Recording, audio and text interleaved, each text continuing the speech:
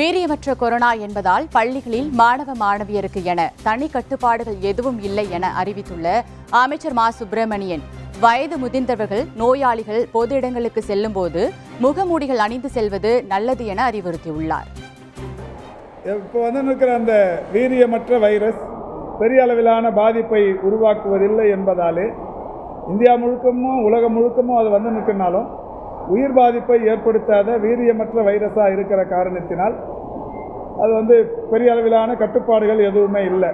அதே மாதிரி நோய் எதிர்ப்பு சக்தி குறைவாக இருக்கிற வயது முதிர்ந்தவர்கள், அதாவது கோமார்பிடிட்டிஸ் என்று சொல்லக்கூடிய இணை நோய் பாதிப்புள்ளவர்கள், சிறுநீரக பாதிப்பு, இதய பாதிப்பு, நீண்ட நாட்கள் அதை கட்டுப்பாட்டில் இல்லாத நீரிழிவு நோய், உயர் ரத்த அழுத்த நோய் போன்ற பல்வேறு நோய் பாதிப்புகளுக்கு உண்டானவர்கள், வயது முதிர்ந்தவர்கள் பொது இடங்களுக்கு போகிற போது முகக்கவசம் அணிந்து செல்வது நல்லது என்று தொடர்ந்து கடந்த 5-6 ஆண்டுகளாக அறிவுறுத்தப்பட்டு வருகிறது.